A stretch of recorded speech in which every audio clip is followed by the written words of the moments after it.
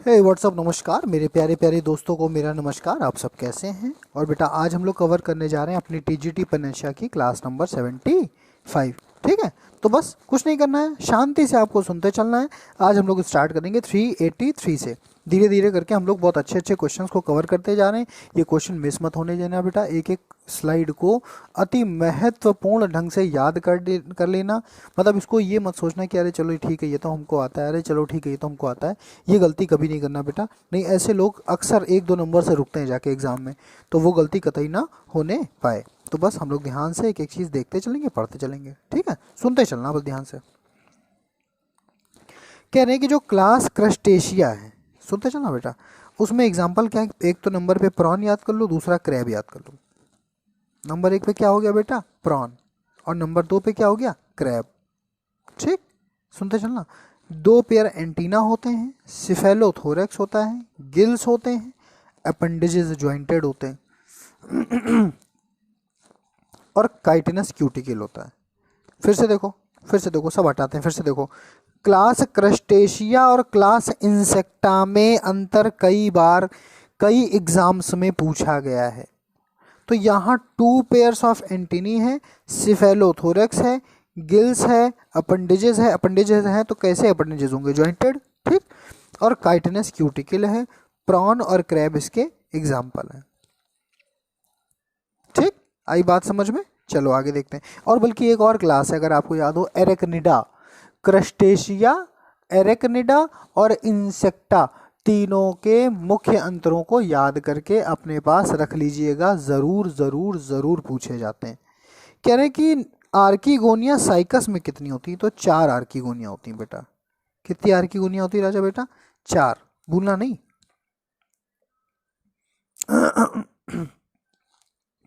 Number of archegonia, ध्यान देना, number of archegonia in cycas is 4। Number of archegonia in cycus is 4. Every gene is responsible for specific enzyme. अब ये क्या मतलब है? देखो बेटा, कह रहे हैं कि अगर कोई जीन है तो कोई नया प्रोटीन बनाएगी, और कोई नया प्रोटीन बन रहा है, इसका मतलब वो एक तरह से एंजाइम बनाने की कोशिश की जा रही है। क्या बनाने की कोशिश की जा रही? एंजाइम। तो every gene is responsible for specific enzyme, ये बीडल और टेटम ने कहा था, और इन्होंने न्यूरोस्पोरा पे काम किया था। किस पे काम किया था? न्यूरोस्पोरा पे काम किया था, भूलना नहीं बेटा कतई। बहुत इंपॉर्टेंट क्वेश्चन है ये सारे। बेसिलेरियोफाइसी 386, बेसिलेरियोफाइसी को ही गोल्डन ब्राउन एल्गी कहा जाता है और इसी को डाइटम्स कहा जाता है। क्या हो गया? बेसिलेरियोफाइसी। एसिलस वर्टिब्री, ध्यान देना, acoelous vertebrae in frog is atlas vertebrae. Frog में एसिलस वर्टिब्री कौन सी होती है? Atlas vertebrae. एसिलस जिसमें सीलोम ना हो, कैविटी ना हो। आई बात समझ में? सुनते चलना ध्यान से बिल्कुल। हाँ चलो स्टार्ट करते हैं फिर से एक बार। इसको हटा ही देना, ये पॉइंटर दिक्कत कर रहा है। बस अब देखते हैं, देखना बेटा। तो every gene is responsible for specific enzyme, ये बीडल और टेटम ने कहा था, उन्होंने न्यूरोस्पोरा पे काम किया था। बेसिलेरियोफाइसी जो है बेटा, ये गोल्डन ब्राउन एल्गी, इन्हीं को डाइएटम्स भी कहा जाता है। ऐसी फ्रॉग की कौन सी वर्टिब्री है जो एसिलस है? आप बोलोगे एटलस वर्टिब्री। एम्ब्रियोनिक डेवलपमेंट जब होता है तो सबसे पहले एंडोडर्म बनती है। During embryonic development, first development इसका एंडोडर्म का, पहला डेवलपमेंट किसका? एंडोडर्म का। Dominant stage of bryophyta, gametophytic. ठीक है, अगर इसको नहीं याद कर पाते हो तो एक छोटी सी ट्रिक है, पता नहीं आप याद रख पाओगे कि नहीं याद रख पाओगे। अक्सर जो दामाद होते हैं और फूफा होते हैं बड़े प्राउडी होते हैं, तो बस हमने तो जो हमें याद रहता है हमेशा वो यही याद रहता है, दामाद बड़े घमंडी। बस हम या तो डीबीजी याद कर लो, याद रखना लेकिन भूल न जाना। दामाद बड़े घमंडी, दामाद बड़े घमंडी, दामाद बोले तो डोमिनेंट, बड़े बोले तो ब्रायोफाइटा, और घमंडी मतलब गैमिटोफिटिक स्टेज। यानी कि ब्रायोफाइटा में डोमिनेंट स्टेज कौन सी होती है? गैमिटोफाइट। मनुष्य के शरीर में जो न्यूमोटैक्सिक सेंटर होता है वो होता है पॉन्स वेरोलाई। जब हम मस्तिष्क के बारे में पढ़ते हैं, temporal brain, hind brain, cerebrum, cerebellum, medulla oblongata, pons varolii, hypothalamus, पढ़ते हैं कि नहीं पढ़ते हैं? तो हर पोर्शन, हर पार्ट का एक अपना काम होता है, ठीक। तो बस हमको वही चीज़ें तैयार करनी है। तो पूछे कि न्यूमोटैक्सिक सेंटर किसको कहा जाता है, आप बोलोगे पॉन्स फेरोलाई, ठीक। आगे आओ, इंक्रीज इन ब्लीडिंग टाइम, बहुत ध्यान से, बहुत अच्छा क्वेश्चन, ये शायद 2009 का क्वेश्चन है, पूछा गया है। Increase in bleeding time and delay in blood coagulation, यानी कि खून का लगातार बहता जाना और रुधिर का थक्का जमने में देर होना, ये किस कमी से होता है? एक तो विटामिन के, बोलो, दूसरा प्लेटलेट, तीसरा पैराथार्मोन, और चौथा ऑल। बन गया क्वेश्चन, बन गया क्वेश्चन। एक तो विटामिन, फिर से देख लो, फिर से देखो, समझो बार बार, हम इसलिए बार बार कराते हैं चीज़ों को। Increase in bleeding time, bleeding time बढ़ता जा रहा हो, डिले हो रहा हो ब्लड को थक्का जमने में, कोएगुलेशन में, तो किसकी डिफिशियंसी हो सकती है? यहाँ तो एक बात लिखी है केवल, पैराथार्मोन। और क्या हो सकती है? विटामिन के, और क्या हो सकता है? प्लेटलेट्स, और बल्कि अगर और लिखना चाहो तो कैल्शियम भी, कैल्शियम प्लस, क्योंकि कैल्शियम ही तो फाइबर बनाता है। मालूम कैसे? समझाते हैं, देखो। जब चोट लगती है तो ऐसे ऐसे करके बड़ी तेज़ी से थ्रोम्बोप्लास्टिन फाइब्रिनोजन के फाइबर बनते हैं। इन फाइब्रिनोजन में सबसे पहले आके WBC फंस जाती है, और WBC का आकार RBC से ज़्यादा होता है। तो WBC जब आके पहले फंस जाएगी तो पीछे से RBC नहीं आ पाती। जब RBC नहीं आ पाएगी तो खून जम गया, ख़त्म बात। आई बात समझ में? तो खून क्या हो गया? जम गया। यही रीज़न रहता है हमेशा, ठीक है। तो बस ब्लड क्लॉटिंग ये बहुत सिंपल चीज़ है। एक सामान्य मनुष्य में 2 से 8 मिनट में रुधिर का थक्का जम जाना चाहिए, अगर वो कौन सी बीमारी से ग्रसित नहीं है? हीमोफीलिया, जिसमें रुधिर का बहाव छोटे से कट में भी बंद नहीं होता, क्योंकि विटामिन के की कमी होती है। आई बात समझ में? चलो, ये स्लाइड तो आपको, हमें लगता है मेरे अंदाजे से आ जानी चाहिए, सिंपल थी, इसमें थोड़ा सा ध्यान देना। बॉडी ऑफ अर्थवर्म, अर्थवर्म की जो बॉडी है बेटा, उसमें बहुत सारे सेगमेंट्स होते हैं, बिल्कुल सेम टू सेम लगते हैं, सिमिलर सेगमेंट्स होते हैं। तो जो सिमिलर सेगमेंट्स होते हैं उसको मेटामर या सोमाइट कहा जाता है। 100 से 120 होते हैं according to NCERT। Body of earthworm divided रहती है किस में? ध्यान देते चलना, मैनी सिमिलर सेगमेंट्स में, बहुत सारे सिमिलर सेगमेंट्स में डिवाइडेड रहती है। इन सेगमेंट्स को हम मेटामर या सोमाइट्स कहते हैं, और ये 100 से 120, 100 to 120 के अराउंड होते हैं। ब्लड वेस्कुलर सिस्टम, अगर हम अर्थवर्म की बात करें तो वो क्लोज्ड टाइप का होता है, और जबकि हम लोग अगर बात करें कि मोलस्का में कैसा होता है और आर्थ्रोपोडा में कैसा होता है, ये आप हमें TGT पनेशा की क्लास 75 के उत्तर के प्रतिस्वरूप बताएंगे कमेंट सेक्शन में, ठीक है।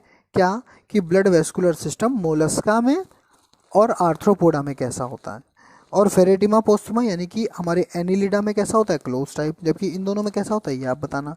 क्रिप्स ऑफ लिवर कोहन जो हैं ये कहाँ प्रेजेंट होते हैं? बहुत ध्यान से सुनो बेटा, जो स्मॉल इंटेस्टाइन होती है वहाँ पर पाए जाते हैं क्रिप्स ऑफ लिवर कोहन। ये बहुत पूछा जाने वाला प्रश्न है, मतलब हमें लगता है ये शायद ही कोई एक ऐसा बच्चा हो जो गलत करके आएगा, ये सबसे ज़्यादा पूछा जाने वाला प्रश्न है कि क्रिप्स ऑफ लिवर कोन कहाँ पाया जाता है, आपको बोलना है स्मॉल इंटेस्टाइन में।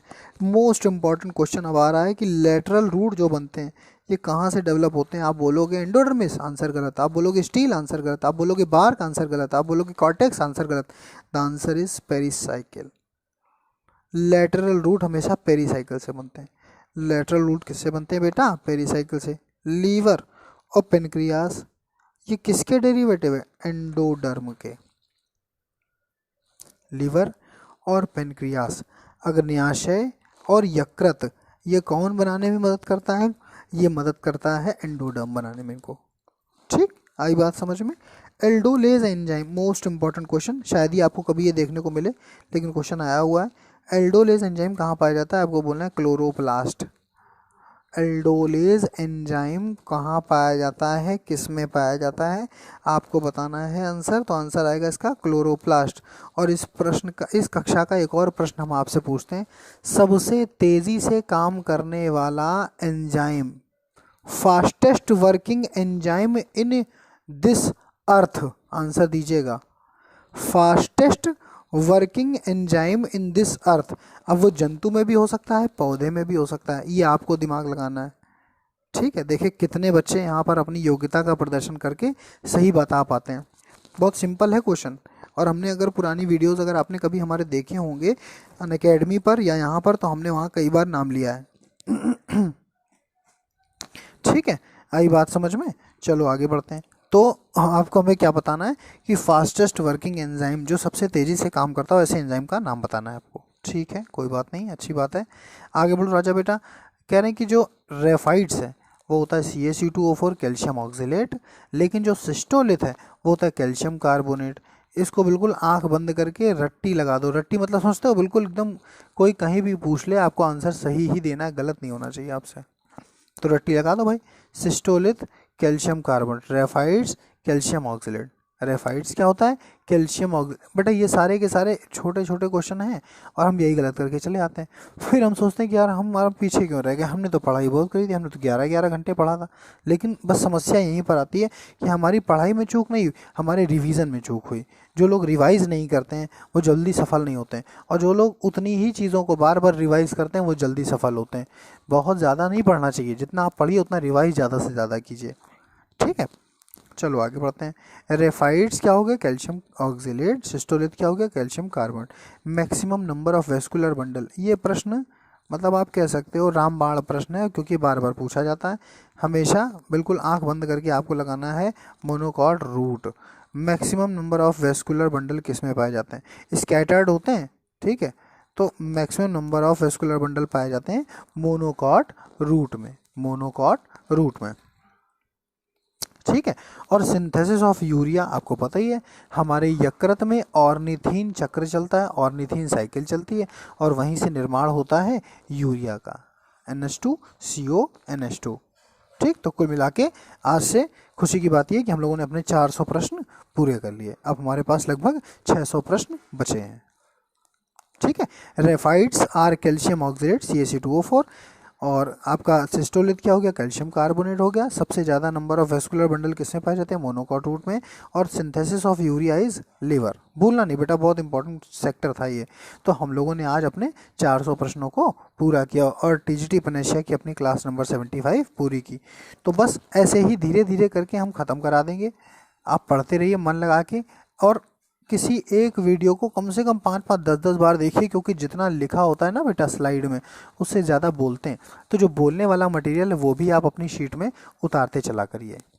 ठीक है, तो बस अच्छे से पढ़िए, मन लगा के पढ़िए। हमें जहाँ जहाँ जैसे जैसे समय मिलता जाएगा हम आपके लिए नई नई वीडियोज़ को बनाकर अपलोड करते जाएंगे। ठीक है ना, thank you so much, bye bye, love you all.